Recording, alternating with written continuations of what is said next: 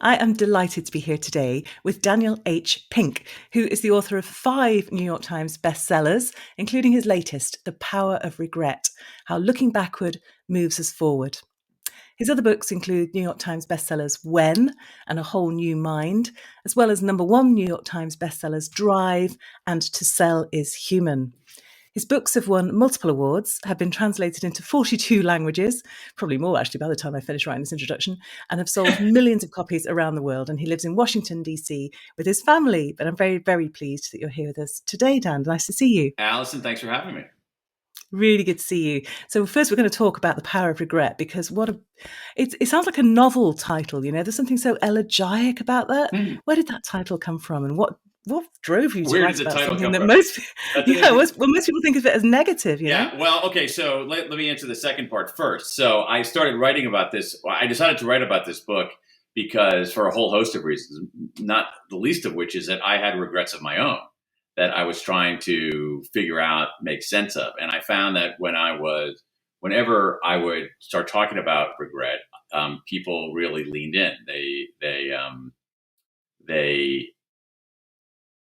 were interested in talking about this in a way that really surprised me, given all of the taboo that seems to surround this topic and this philosophy that we should always be positive, we should never look backward, that regret is bad for us. And then I started diving into the research. There was about 60 years of research in social psychology, developmental psychology, neuroscience, cognitive science, and I think we've profoundly misunderstood this emotion. And so I wanted to try to figure out how to understand it better and show people how to enlist it as a force for good, because I think it's not only our most misunderstood emotion, I think it's our most transformative emotion.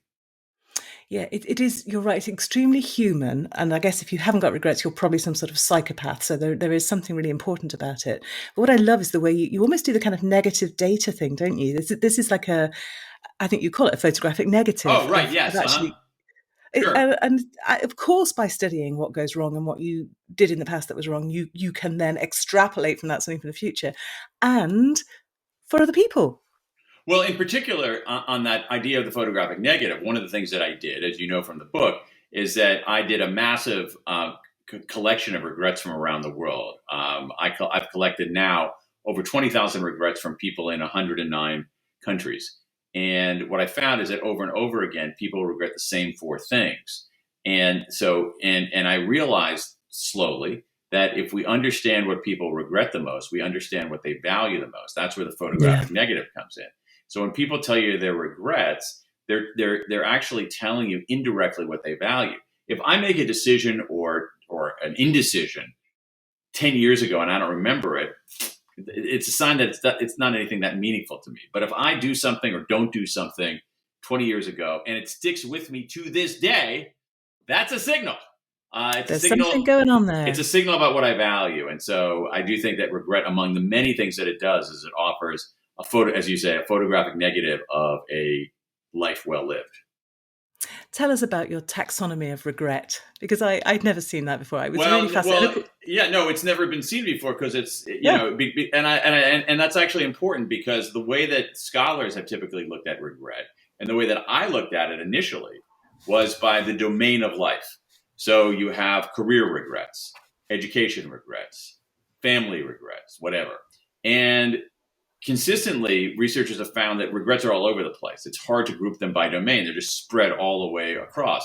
And that's kind of, it's true, I think. It's a little unsatisfying. What I realized when, instead of having people put them in categories, the traditional categories, when I read through the first 15,000 of these regrets that we received, when I read through them, I realized when you actually listen to people's language and spend time with it, there's something else going on. Beneath the surface, a deep structure, what I call a deep structure of regret that transcends any of the surface categories. And so those regrets are, #1, foundation regrets, which are, if only I'd done the work. These are regrets that people have about small bad decisions that accumulate into, longer term negative consequences. Not saving enough money, spending too much, not taking care of your health, not working hard enough in school, university, that kind of stuff. Second one are boldness regrets. Again, they transcend the category. So these are regrets that people have about not asking somebody out on a date, but they're also regrets that people have about not speaking up. They're regrets that people have about not starting a business. regrets that people have about not traveling, those kinds of things. So boldness regrets are, if only I'd taken the chance. Third category, moral regrets. If only I'd done the right thing. Again, these regrets begin at a juncture. You can do the right thing, you can do the wrong thing. When people do the wrong thing, most of us, most of the time, and I really believe that, almost all of us, almost all the time, regret it. And so you see things like bullying, you see things like marital infidelity. Mhm. And then finally, our connection regrets, which are regrets about relationships. Not only romantic, mostly not romantic relationships, which is the full spectrum of relationships in our life that come apart and you don't do anything about it. And the regret is, if only I'd reached out. So these four regrets come up over and over and over and over and over again around the world. That's the thing that to me is so interesting. It is. It's phenomenal because you sort of think you're uniquely cursed with your regrets. And it's very heartening, I think, to hear that. Okay, that is an extremely important point that you're making right there. I mean, on so many different levels.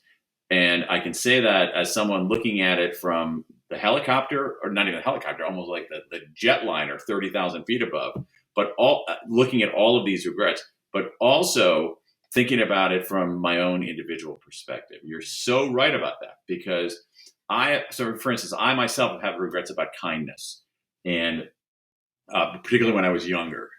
And I was thinking, God dang, and I always thought, it's like, oh my God, like, I'm just kind of, maybe it was kind of a jerk earlier in my life and I wasn't kind enough. And then I look at all these things and I'm like, oh my God, I am so not special.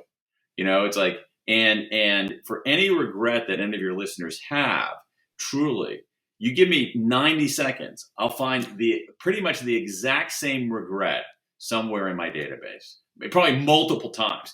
There are regrets, Allison, that, again, submitted by different people in different parts of the world, totally different experiences, and they're almost not quite word for word the same, but close.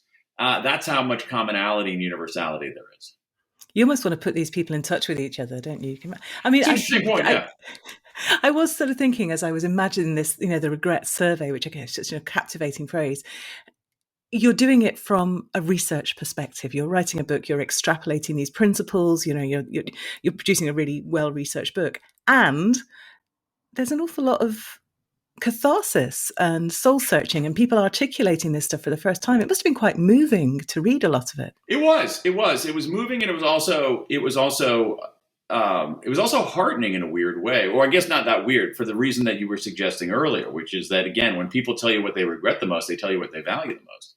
And you're like, and so if somebody has a regret about not being honest, he's like, oh man, I totally understand that. I want to be honest too.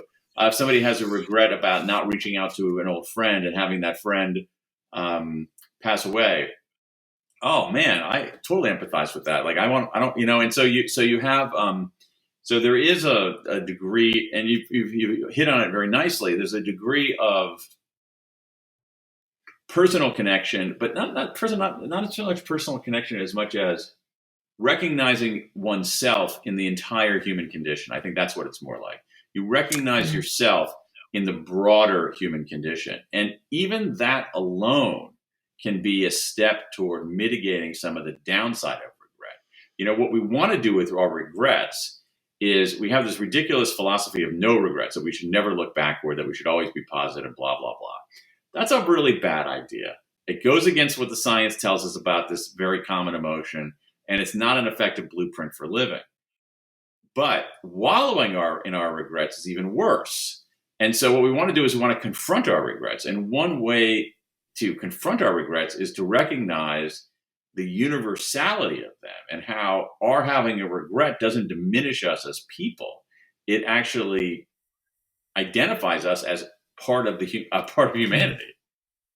It's interesting because you've got a sort of bell curve, haven't you, of people who never regret and people who are always regretting. And I just thought, both ends of those are kind of terrifying. Yeah. Well, it's interesting. I'm not sure it's a bell curve. I think that most people are lost. That is, I think a lot of people have, I actually think that instead of a bell curve, it might be a well curve. It might be bimodal, in the sense that you have a lot of people who are just ignoring their regrets and a lot of people who are captured by them, and nobody in the middle who's treating them properly, which is treating your regrets as a signal, as information, as data, as a lesson. Yeah. So when you put your book together, it's got a very, I know you're a Trinitarian. You like three-part things, don't you? I'm going to come Absolutely. on to you. So just tell me a little bit about where that structure came from. Did you do that? It was also a grounded research thing where you look at the data and then you allow the patterns to come up, or did you have a sort of hypothesis when you went into this? No, much. I definitely did not have the hype. I did not have I had a few inklings along the way. Mm. For me,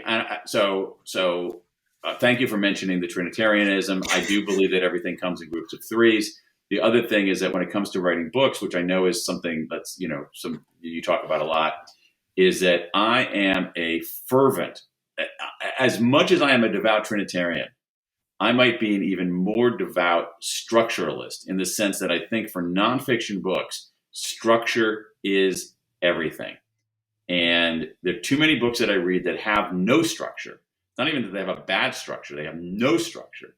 And to me, when you figure out the structure, it's almost like a form of engineering in a way. When you figure out the structure, then you can figure out what you think and how to make it clear. But for me, the structure doesn't emerge immediately. To put it mildly, I'm dead serious. The structure changes all the time, I and want to and just take us into this box. that's a good thing. That's a Mm. good thing. And so for me, I iterate the structure many, many, many times. And I've read that you've given up on whiteboards. You go with the jumbo note post-it You notes know in there. what? I actually did that for a while. I actually have a whiteboard right over there that I use. But I also use I have this table behind me, this big table behind me. Now it's stacked with books, but a lot like when I was figuring out the regret categories. Okay, so here's the high tech way that I would do the regret categories. Trying to figure out the regret categories. So all the entries for this survey come in, and they end up in a database, and I would go into the database and literally just read them because they're not. It's not a massive amount of reading because people's regrets are maybe like a paragraph long. Okay, so to say that I read 15,000, it's not like I read 15,000 books or even 15,000 pages. I read 15,000 paragraphs essentially. It's over time it's very manageable. And so what I would do is I would read them through and I would take notes, and then there would be something like, wow, I would have a hunch. Wow, I feel like I'm hearing the phrase "speak up" a lot. I regret not speaking up. Versions of speak up, spoken up, speaking up. And now here's where the database came in handy. I could then search for that phrase.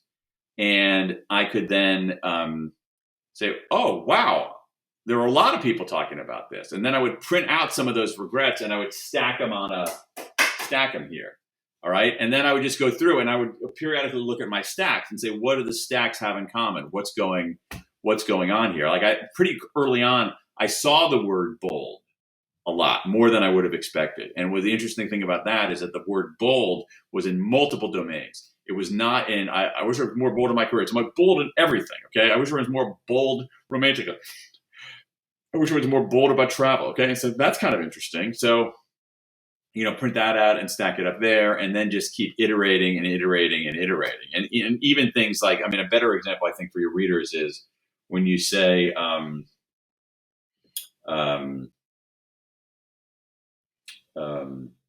something where hunch was wrong. So I think at one point I said, oh my gosh, everyone's talking about their inner voice. Everyone's talking about their inner voice. And so I started looking for that, and everyone was not talking about their inner voice. There were a few people, but not that many. A handful of people. I just happened to notice it. And it's like, okay, that was a hunch that was off. And so over time, that's how I iterated those categories. So essentially what I do to make a long story longer here is that I go in with, to me, it's like I have to go in with a preliminary structure, recognizing that it's going to be short-lived. But I need that to think. And then as I read and research and interview, I say, wait a second, the structure is very different. And then finally, over time, it comes into being. And then I can start really rocking and rolling. There's a really interesting mindset there, which is there's some intellectual humility going on, isn't there? There's that ability to hold your theory lightly and to be surprised, willingness to be surprised by what emerges. Yeah, I mean, yeah, I don't. I mean, I don't want to dress it up and call it sort of the positive side of intellectual humility. I think it's basically sort of honest uncertainty. But also the other thing is, it's like, or the flip side of it is like some degree of curiosity. But I have to say, this is not any kind of noble sentiment. The thing is, if I go in with a theory, if I go in saying here's the structure, and the facts and the data and the stories and everything else doesn't fit that structure, it's not going to work. You know what I mean? Like the building won't stand up. Think of a book like a building.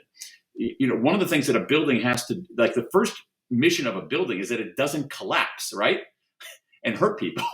So before you make it beautiful, before you make it user friendly, before you make it functional, it has to stand up, right? And so that's to me is like how I is a way that I think about it.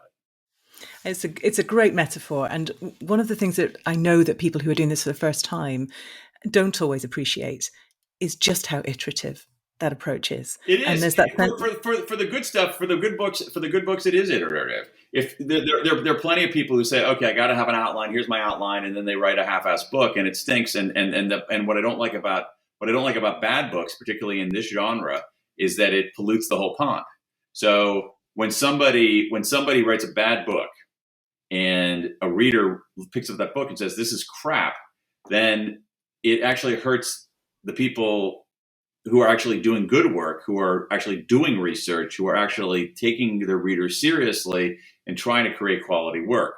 The people who are just hacking it out actually end up hurting everybody.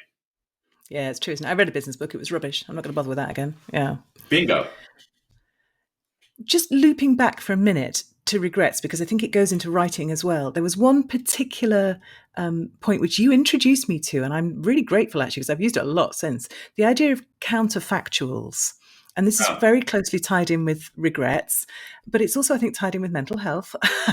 And I think tied in with our ability to imagine what's not there, which is kind of part of what's you're doing when you're creating a book out of nothing, isn't it? So talk us through counterfactuals, because it might just be really valuable for someone else too. Counterfactual is just simply imagining a set of circumstances that run counter to the existing facts. So again, it's part of our one of the reasons that regret serves a function in our minds and our brains. And our brains are incredible. Our brains can do counterfactual thinking. So I could say I'm talking to you here in Washington, D.C., where I live. I've lived in Washington, D.C. for 28 years, amazingly. And so, but I can still, and outside here is a window. There's a window right here, and I can look outside. It's the backyard, and I can see like some squirrels and things running around. All right. So those squirrels, I don't think can do counterfactual thinking. I can't prove that, but it's unlikely that those squirrels can do what I do, which is say, God, what would have happened if suppose I had moved when I was young to London. What would my life be like? And you can imagine that it runs counter to the facts. The facts of my life is that at a young age, as a very young adult, I moved to Washington, D.C. My wife and I moved to Washington, D.C. as very, very young people, and we ended up staying here. But imagine if Jessica and I had moved to London when we were in our 20s. What would our lives be like now? What would we be doing for a living? Who would be so you can imagine that. And that's in some ways what, that gives rise to fiction. But also regret, if only moved to London. But regret is a form of counterfactual thinking. There are two kinds. There are basically two broad categories of counterfactual thinking. One of them is what's called an upward counterfactual. Imagine how things could have been better. All right. So you can have things that could have been different. All right. I can conjure. Okay, so let's say that I can do an upward counter. I do. I don't want to use myself as an example. You can do an upward counterfactual where you say, if only I hadn't married Bob, I wouldn't be stuck here in Manchester. Okay, and so so it's like you imagine how things could have been better. If only I hadn't married Bob, I would have been stuck here in Manchester, and I could have lived a more engaging life in London. I'm being completely biased against different regions of the United Kingdom. All right. So I'm going to edit this for the Northwest listeners. Okay, go on. So, so that's how, so you imagine how things could have turned out worse. All right. So that's an upward counterfactual. But you can also do a downward counterfactual where you imagine how things could have actually been worse. All right. So, I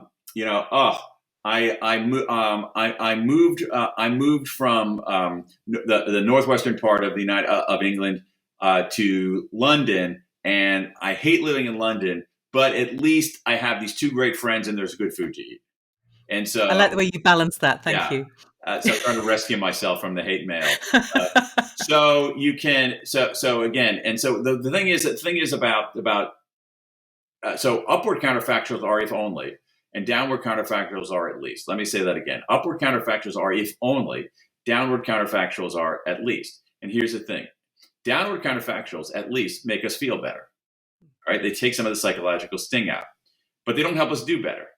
Upward counterfactuals, if onlys, regret, makes us feel worse. But here's the thing: it can help us do better. All right? If we regret what we did in a negotiation, we say, oh, if only I had made a better first offer. There's research showing that if we lean into that rather than ignore it or wallow in it, we do better in the next negotiation. All right? We feel worse, but do better. We feel worse, but do better. We do better in part because we feel worse. And so that's one of the things that regret does for us. Really powerful. And I think just that ability to imagine what's not there and, if only I could write a book. Well, hey, well, I'm not dead yet.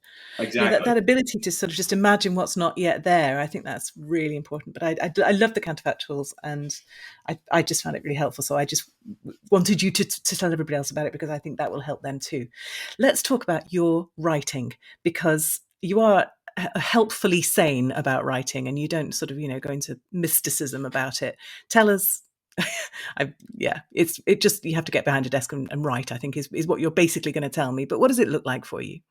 What does writing look like for me? Mm-hmm. It looks like a very boring pursuit, because it's not a spectator sport, is it? No. Unless it's a very twisted mind of a spectator.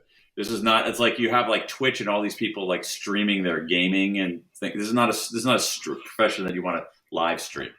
Maybe it could be a niche thing. I don't know. Maybe for people who are incredibly understimulated, they can get some excitement from that. But beyond that, I don't think most people would care. For me, writing looks like writing is about showing up. The actual act of writing is about showing up, and showing up regularly, and showing up on days you want to show up, and showing up especially on days you don't want to show up, and doing the work on days you're into it, but also doing the work on days you're not into it. And you just do your freaking job, and then you show up the next day. You do your job and show up the next day. You do your job and show up the next day. If I sat around here and waited to be inspired, I can't write until I'm inspired. I can't write until I'm in the mood. I never would have written a book in the last 20 years. So here's a question. There are days when you are in the mood. There are days when it flows, when it's a beautiful thing. There are days when you're grinding it out. Yeah. When you read it back afterwards, can you tell the difference? It's an interesting question. And that's a really, really interesting question. And I am not sure, actually. I think in some ways we overstate how great it is on the good days, and we understate how bad it is on the, or we sort of exaggerate the goodness and the badness. So on the days, oh my God, it's so good, I can't believe how good this is. Then you come back and read it, like, it's all right. Yeah, exactly. And then when it's like, oh, this is total rubbish, this is complete, okay, it's not that bad, I can't emphasize that any more strongly to anyone who wants to be a writer. Show up and do the work. Show up and do the work the next day. Show up and do the work the day after that. That's how it goes. Do you think everybody should want to do writing? Is it a thing that you do when you're, I know you are a writer, but do you think it has value for other people? This is a terribly leading question. Yeah, I think that writing has value in general, but I don't think that everybody should be a writer professionally, because I think the ability to express yourself in writing is essential in any endeavor. But again, one doesn't have to do it full time. One doesn't have to do it as the center of their profession, but I think that the ability to do it is a form of basic, I think it's an aspect of just basic literacy. Should people be able to read with a critical mind? Yes, of course. It doesn't mean that everyone needs to become a critic. It means that everybody in every profession, in every realm, as a citizen, has to be able to read critically. Should everybody be able to write clearly? Yes. It doesn't mean that everybody should be a writer. What a horrible world we'd live in if everybody in the world became a writer. So it doesn't mean that everybody has to do that. And that's partly it's for two reasons. Number one, all of us have ideas. All of us are trying to persuade. All of us are trying to influence. All of us are telling stories, and you have to be able to do that clearly. But the other thing is that writing is a form of thinking. I think that's an aspect of it that many people don't necessarily realize. It's like, I don't sit down to write because I figured something out. I often sit down to write in order to figure it out. And that's something that I didn't discover until when I was in university. I always thought before when I got to university, that the way that you write is that you figure out what you're going to say, you outline it, and then you just write it. And when I actually started doing more serious writing, I realized, no way, that writing is a form of figuring it out. And in fact, for me, sometimes it's essential. It's like, what do you think about this? I don't know. I haven't written about it yet. I'm having a vision of almost climbing a rock face. I mean, you can do a sort of a short scramble, fine, free. You can just free climb. If you're going to do a really serious climb, you need to have those kind of the pitons going in. You need to have the structure, the points which you're writing anchor your thinking, and then you can advance on to the next point. Well said. I agree. Yeah, great. So if you had one tip for somebody who is writing a business book, maybe for the first time, in writing a business book, okay. One tip for somebody writing a business book. This is going to sound peculiar, but make sure that what you're writing, ask yourself this question: is what I'm writing going to be better and more impactful as an article? I've seen too many business books that don't deserve to be books. They're interesting in the way that a magazine article is interesting, but they don't deserve to be books. And as a consequence, there is crap and padding and fluff and waste and a lot of wasted time for readers. The last thing I want to do is waste readers' time. Brilliant tip. Thank you. And would you like to recommend us? It doesn't have to be a business book, but a book that you think anybody who's interested in business books should read. Influence by Robert Cialdini. Yeah. On both in terms of so there's a book that has, first of all, it's research based. Second of all, it's really freaking useful. Third of all, it is very well structured because he has these 6 principles of influence, and that creates a very natural kind of spine for the book. It creates a very natural, it makes the structure, doesn't it? Yeah, it's the structure, and so so when you're reading it, you know where you are. This is he's going to tell me 6 principles. Here's the introduction. I'm going to tell you 6 principles. Then he's going to lay out the 6 principles. Then at the end, he's going to tell you, how to put it, how they all fit together. And so when you're reading, I'm like, okay, where am I? Oh, I'm at the 2nd principle. Now I'm going to go to and so I think that kind of structure is very helpful to readers. And the dirty little secret is that it's liberating for writers.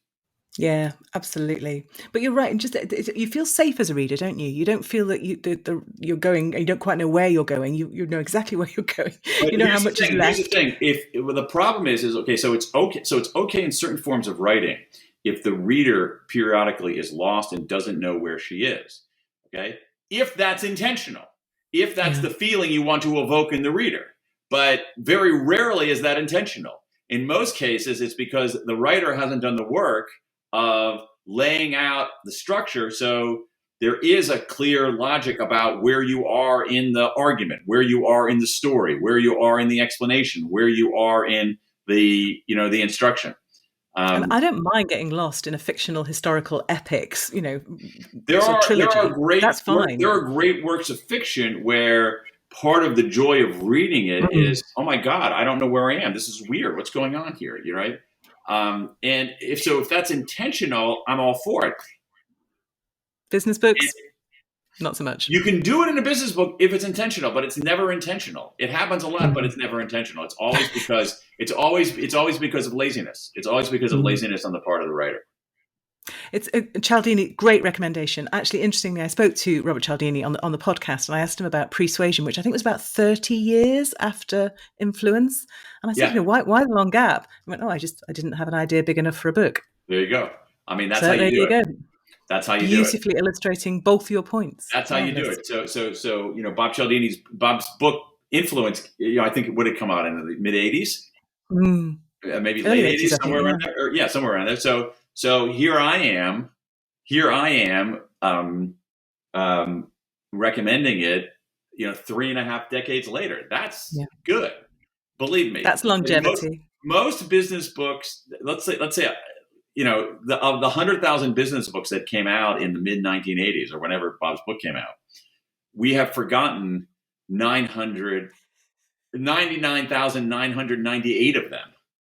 So you want to be in that, and there's a reason that he's in that too. Yeah, it's a very, very good book. It's evidence-based. It's evidence-based. It deserves to be a book. It is interesting. It offers practical advice. It is well structured. That's how you do it. And it's very well written as well. It's compelling. That's how you do it. Yeah, brilliant. I remember him saying he had his neighbor on one shoulder and his academic peers on the other. So it's rigorously academic, but it's just written in a way that anybody could read. Yeah, you're right for the neighbors, not for the academics. Absolutely. Where can people find out? I mean, Google Daniel Pink, people. It's not hard, but where would you like people to go if they want to find out more about you? You can go to my website, which is danpink.com, danpink.com, or danielpink.com, and everything that you could possibly want, Pink related, is there. Marvelous. Thank you so much for your time, Danny. It's been an absolute joy talking to you. Thanks a lot. I've enjoyed this.